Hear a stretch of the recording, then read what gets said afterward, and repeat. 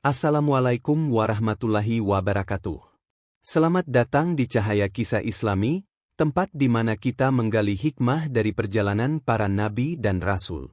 Hari ini, kita akan menyelami kisah seorang nabi yang diutus kepada kaum yang sombong dan penuh kesewenang-wenangan, Nabi Hud, alaihi salam dan kaum Ad. Bagaimana kisah perjuangan beliau dalam menyampaikan dakwah kepada kaumnya? Dan bagaimana nasib kaum yang menolak kebenaran? Mari kita simak kisahnya hingga akhir. Hud merupakan salah satu tokoh penting yang disebutkan dalam Al-Quran, khususnya dalam surah Hud. Ia adalah seorang rasul yang dikirim oleh Allah untuk menyeru kaum Ad awal agar menyembah Allah dan meninggalkan kesirikan. Salah satu surah dalam Al-Quran, yaitu surah ke-11, diberi nama sesuai dengan namanya. Seperti halnya nabi-nabi lain yang diceritakan dalam Al-Quran, kisah Hud juga menekankan pentingnya konsep tauhid atau keesaan Allah. Selama hidupnya, Nabi Hud, alaihi salam tinggal di suatu daerah bernama Al-Ahqaf, yang terletak di wilayah utara Hadramaut, antara Yaman dan Oman. Hadramaut dikenal sebagai daerah yang subur dan memiliki pemandangan indah. Berkat kesuburan tanahnya, wilayah ini menghasilkan berbagai hasil pertanian yang melimpah.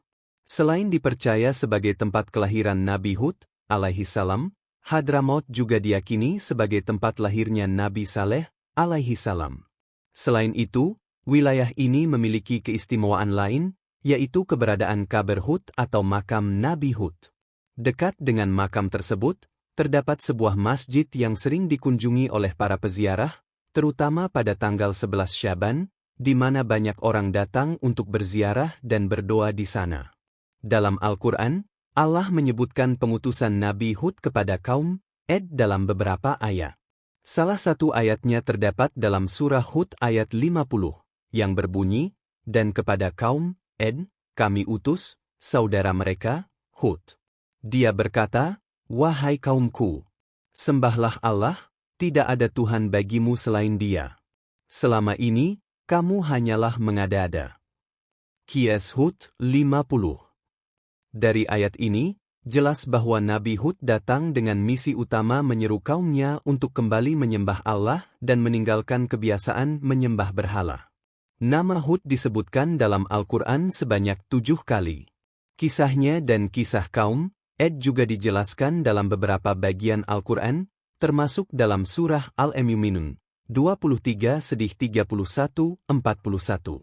Dalam ayat-ayat tersebut, dikisahkan bahwa setelah kaum Nabi Nuh, muncul lagi suatu kaum yang menolak seruan Rasul yang diutus kepada mereka. Walaupun tidak disebutkan secara eksplisit dalam ayat-ayat tersebut, banyak ulama menafsirkan bahwa ayat-ayat itu berkaitan dengan Nabi Hud dan kaum Ad. Keistimewaan Nabi Hud salah satunya adalah karena namanya dijadikan sebagai nama salah satu surah dalam Al-Quran, yakni surah Hud yang merupakan surah ke-11. Namun, meskipun surah ini dinamakan sesuai dengan namanya, kisah Nabi Hud hanya diceritakan dalam bagian kecil dari surah ini, yaitu dalam 11 ayat dari total 123 ayat yang terdapat dalam surah tersebut. Hal ini menunjukkan bahwa kisahnya menjadi bagian dari tema yang lebih luas dalam surah ini, yang membahas tentang berbagai nabi serta tantangan yang mereka hadapi dalam mendakwahkan ajaran tauhid. Dalam Al-Quran tidak disebutkan secara jelas mengenai silsilah Nabi Hud, namun beberapa ulama menyampaikan beberapa pendapat terkait garis keturunannya. Beberapa versi silsilah Nabi Hud antara lain: 1. Hud bin Salah, Shalih bin Arpakshad bin Sem bin Nuh. 2. Hud bin Eber bin Salah, Shalih bin Arpakshad bin Sem bin Nuh. 3. Hud bin Abdullah bin Rabbah bin Hulud bin Ed bin As, Aus bin Aram, Iram bin Sem bin Nuh. Terdapat perbedaan pendapat mengenai kapan Nabi Hud diutus. Beberapa ulama berpendapat bahwa ia diutus sebelum zaman Nabi Ibrahim, sementara sebagian lainnya menyatakan bahwa ia diutus setelahnya. Dalam perjalanan dakwahnya, Nabi Hud, alaihi salam menghadapi berbagai tantangan. Sebagaimana diceritakan dalam Al-Quran, ia mengingatkan kaumnya agar tidak menyekutukan Allah dan menyembah selainnya. Nabi Hud dengan penuh kesabaran mengajak mereka kembali kepada ajaran yang benar, Namun sebagian besar dari kaum Ad menolak seruannya. Mereka bahkan menuduh Nabi Hud sebagai orang yang sesat. Dalam surah Hud ayat 51, dikisahkan bagaimana Nabi Hud berkata kepada kaumnya, "Wahai kaumku, aku tidak meminta imbalan kepadamu atas seruanku ini. Imbalanku hanyalah dari Allah yang telah menciptakanku. Tidakkah kamu mengerti?" Qiyas Hud 51. Dari ayat ini, terlihat bahwa Nabi Hud tidak meminta keuntungan duniawi dari dakwahnya, melainkan hanya mengharapkan pahala dari Allah. Kaum Ad adalah salah satu kaum yang diberi nikmat melimpah oleh Allah. Mereka memiliki tubuh yang kuat, tempat tinggal yang megah, dan tanah yang subur. Namun, mereka menjadi sombong dan mengingkari nikmat tersebut dengan melakukan perbuatan syirik serta durhaka kepada Allah. Mereka tidak hanya menolak ajakan Nabi Hud, tetapi juga menantangnya dengan angkuh. Mereka bahkan mengatakan bahwa mereka tidak akan dihancurkan dan tetap akan hidup makmur. Kesombongan ini akhirnya membawa mereka pada kebinasaan. Allah kemudian mengirimkan azab kepada kaum Ad sebagai balasan atas keingkaran mereka. Dalam Al-Quran, diceritakan bahwa mereka dihancurkan dengan angin kencang yang berhembus selama 7 malam 8 hari berturut-turut. Angin tersebut sangat dahsyat sehingga menerbangkan manusia seperti batang-batang kurma yang tercerabut dari akarnya. Ini menjadi peringatan bagi umat manusia agar tidak mengulangi kesalahan yang sama dengan kaum Ad. Sementara itu, Nabi Hud dan orang-orang yang beriman kepadanya diselamatkan oleh Allah. Mereka tidak terkena azab yang menimpa kaum Ad. Setelah kehancuran kaumnya, Nabi Hud dan para pengikutnya pergi meninggalkan tempat tersebut dan menetap di daerah lain.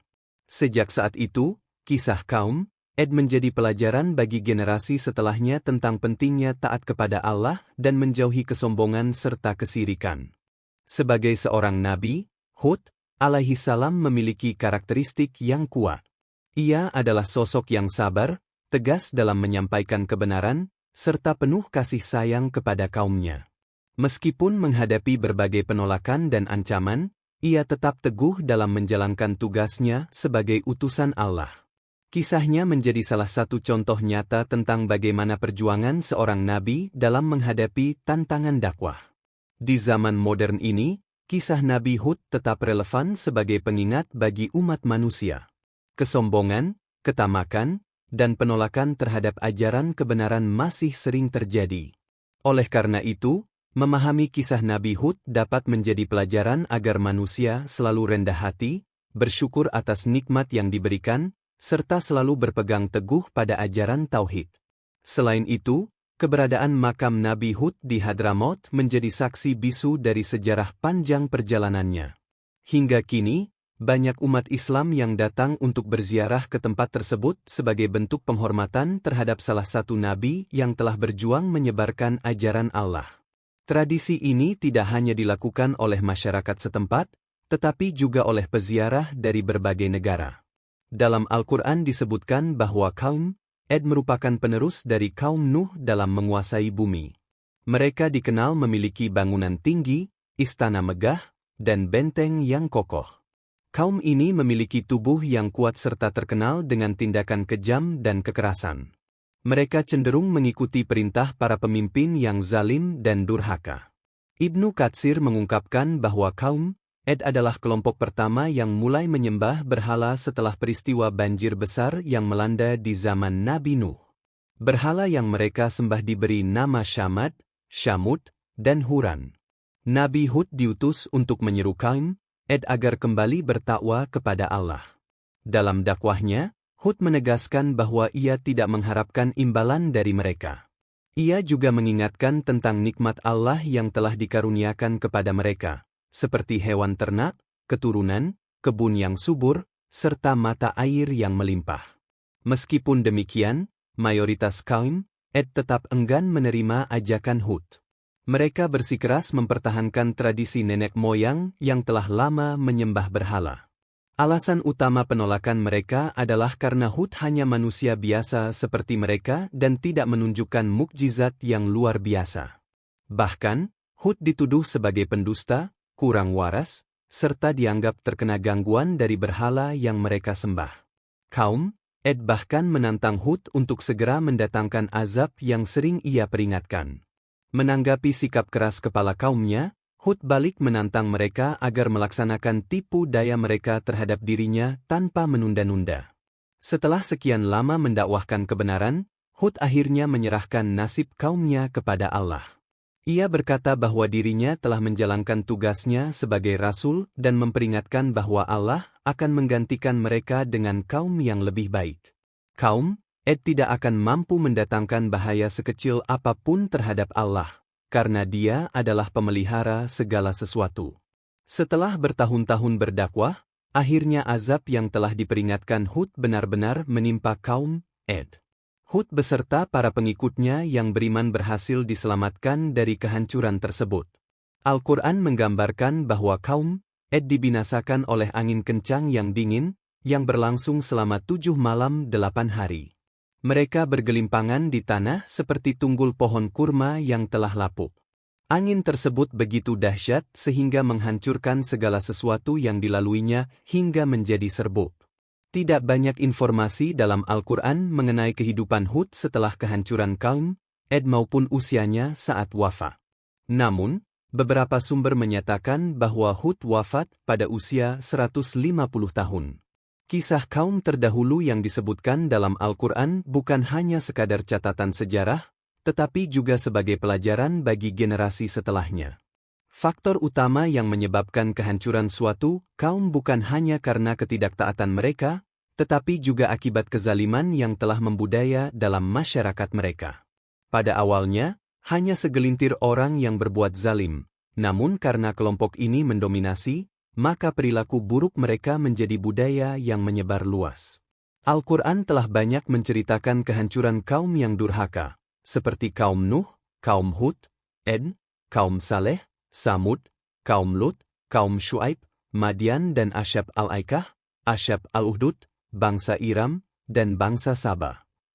Mereka semua mendapatkan azab dari Allah sesuai dengan kedurhakaan yang mereka lakukan. Ada yang dihancurkan dengan banjir besar seperti kaum Nuh, tenggelam di laut seperti Fir'aun, tertelan bumi seperti Karun, terkena goncangan dahsyat, diterjang angin dingin yang membinasakan seperti kaum Ed, atau mengalami bumi yang dibalikkan seperti kaum Lut. Semua peristiwa ini menjadi pelajaran sejarah bagi umat Islam dan manusia pada umumnya. Menurut M. Quraish Shihab, ketika para pemimpin suatu negeri hidup dalam kemewahan dan foya-foya, mereka cenderung melupakan tanggung jawab mereka serta mengabaikan hak-hak rakyatnya. Hal ini memicu kecemburuan sosial yang menyebabkan ketegangan dan pertikaian dalam masyarakat. Akibatnya, sistem yang diterapkan oleh penguasa tersebut menjadi rapuh dan akhirnya runtuh bersama kehancuran masyarakatnya. Hud merupakan salah satu nabi dan rasul dalam Islam. Seperti rasul-rasul lainnya, Hud mengajak kaumnya untuk menyembah Allah dan meninggalkan berhala-berhala mereka. Ia juga termasuk salah satu dari 4 nabi yang berasal dari bangsa Arab. Beberapa pendapat menyebutkan bahwa Hud adalah nabi pertama yang berbicara dalam bahasa Arab, sementara pendapat lain menyatakan bahwa ayahnya yang pertama kali menggunakan bahasa tersebut.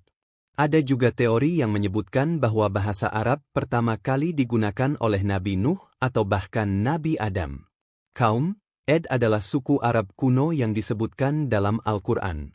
Para ulama membagi kaum Ed menjadi 2 kelompok, Ed pertama atau awal dan Ed kedua atau terakhir.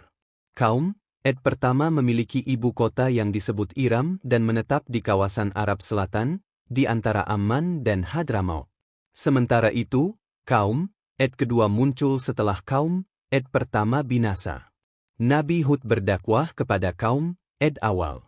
Ibnu Katsir mengemukakan bahwa kaum Ed yang disebut dalam surah Al-Ahqaf adalah kaum Ed kedua. Mereka mengalami kemusnahan akibat angin panas setelah sebelumnya dilanda kekeringan. Sedangkan kaum Ed yang disebutkan dalam surah lainnya merujuk pada kaum Ed pertama. Beberapa pihak meyakini bahwa Hud adalah tokoh yang sama dengan Eber, cicit dari Sem bin Nuh. Ada juga yang berpendapat bahwa Hud adalah putra dari Eber. Namun, Hingga kini tidak ada bukti kuat yang mendukung klaim tersebut. Dalam agama Yahudi dan Kristen, Hud tidak dikenal sebagai seorang nabi. Bahkan, namanya tidak tercantum dalam Alkitab. Namun, beberapa prasasti kuno dari Palmyra menyebutkan nama Hud atau tokoh-tokoh yang terkait dengannya. Selain itu, referensi tentang Hud juga ditemukan dalam berbagai prasasti kuno di wilayah Hadramaut. Dalam kepercayaan Bahai, Hud disebut sebagai nabi yang muncul setelah Nuh dan sebelum Ibrahim. Ia menyeru umatnya untuk meninggalkan penyembahan berhala dan kembali kepada ajaran tauhid. Namun, upaya dakwahnya ditolak oleh kaumnya, yang memilih untuk tetap dalam kesesatan mereka. Terdapat beberapa lokasi yang diyakini sebagai makam Nabi Hud. Salah satu situs paling terkenal adalah Kaber Nabi Hud, yang berada di sebuah desa tak berpenghuni di kawasan Hadramaut, sekitar 140 km di utara kota Mukalla. Di sekitar makam ini ditemukan berbagai prasasti dan reruntuhan kuno. Ali bin Abi Thalib menyatakan bahwa makam Hud terletak di daerah Yaman. Pendapat lain menyebutkan bahwa makamnya berada di dekat sumur Zam-Zam atau bahkan di dinding selatan Masjid Agung Umayyah di Damaskus. Kisah Nabi Hud dan kaum Ad memberikan banyak pelajaran berharga bagi umat manusia. Salah satu hikmah utama yang dapat dipetik adalah bahwa kesombongan dan kezaliman suatu kaum dapat membawa kehancuran mereka sendiri. Selain itu, peristiwa ini juga mengingatkan bahwa para nabi dan rasul selalu menyeru kepada kebenaran tanpa mengharapkan imbalan duniawi, meskipun sering menghadapi penolakan dan cemoohan dari masyarakat mereka. Akhirnya, kisah ini menegaskan bahwa Allah selalu menolong hambanya yang beriman dan menjanjikan azab bagi mereka yang membangkang terhadap ajarannya. Dari kisah Nabi Hud, alaihi salam, kita belajar bahwa kesombongan dan kedurhakaan hanya membawa kehancuran. Kaum Ad yang menolak kebenaran akhirnya binasa oleh azab Allah, sementara Nabi Hud dan para pengikutnya yang beriman diselamatkan. Semoga kita semua dapat mengambil pelajaran dari kisah ini dan semakin teguh dalam keimanan serta ketaatan kepada Allah Subhanahu wa Ta'ala. Jangan lupa like, komen, dan subscribe Cahaya Kisah Islami agar tidak ketinggalan kisah-kisah penuh hikmah lainnya. Sampai jumpa di video berikutnya, insyaallah. Wassalamualaikum warahmatullahi wabarakatuh.